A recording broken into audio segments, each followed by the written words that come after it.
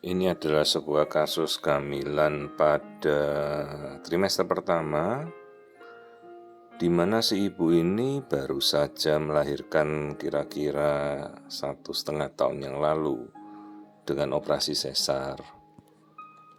Jadi harusnya kan dia menunda lah sampai waktu minimal 2 tahun lah untuk kita edukasi kesehatan reproduksi seorang perempuan untuk hamil lagi setelah dia sesar. Masalahnya si ibu ini tidak mau ber-KB, jadi tahu-tahu dia hamil lagi. Ya umumnya kan kalau 1 tahun itu kan masih agak mengkhawatirkan lah kalau kita mau cepat-cepat. Jadi memang apa boleh buat, kemudian dia hamil lagi. Lalu saat diperiksa yang dikhawatirkan ini hamilnya ini nempel pada bekas sesar. Ya kalau memang sudah kehamilan sudah terjadi dijalani saja.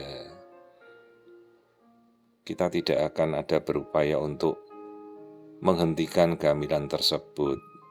Ya biarkanlah kehidupan itu mencari jalannya sendiri. Jadi kalau hamilnya sudah berkembang lanjutkan dengan kondisi dia pernah operasi sesar.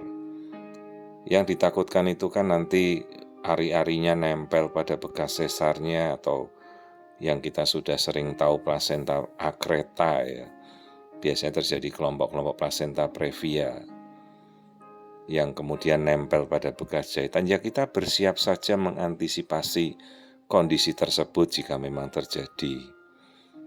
Tapi biarkanlah kehidupan itu berjalan seperti apa adanya, tidak perlu kita intervensi. Lagi pula embrionya berkembang dengan bagus, hamilnya 9 minggu, detak jantung, yolk-sak semua sudah terlihat jelas.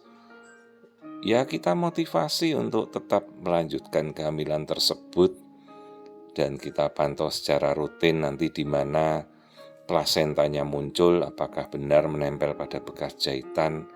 Kan hamil ini masih berjalan, jadi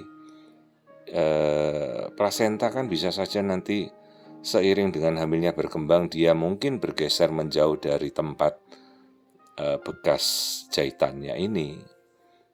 Hamilnya bagus 9 minggu, ini USG transvaginal, kita sudah bisa mendengar detak jantungnya.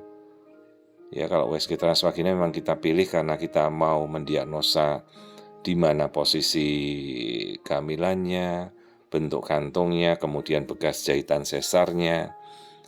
Jadi kita lakukan transvaginal karena lebih tajam, lebih detail. Jadi ini kehamilan 9 minggu pada ibu dengan riwayat melahirkan sesar baru 15 bulan lah anaknya, tapi dia sudah keburu hamil lagi dan sudah melakukan pemeriksaan. Hanya dia khawatir karena dokter kandungannya sebelumnya menyatakan nempelnya pada bekas jahitan sesar. Kita hadapi saja.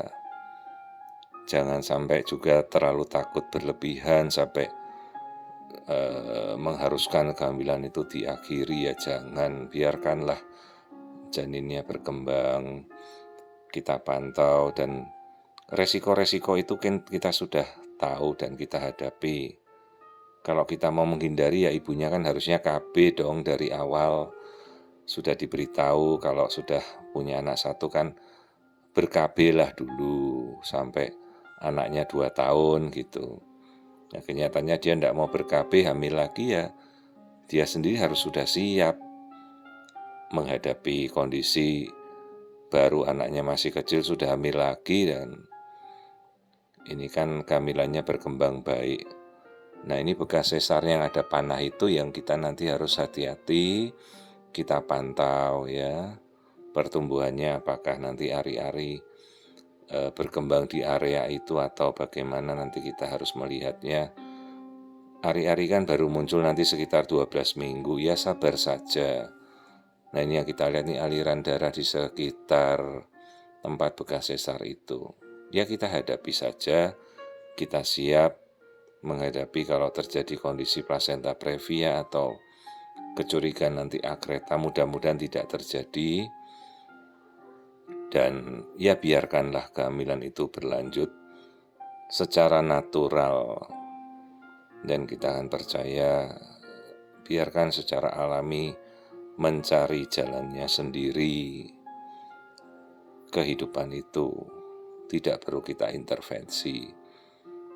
Dan setelah kita edukasi kan orang tuanya mengerti, sudah terjadi kehamilan, ya biarkanlah kehamilan itu berlanjut apa adanya, kita pantau rutin, dan kita selalu siap menghadapi nanti kalau pertumbuhan ari-arinya memang masuk ke dalam dinding rahimnya bekas sesar, ya kita juga harus sudah mempersiapkan diri untuk operasi yang mungkin nanti lebih berat lagi.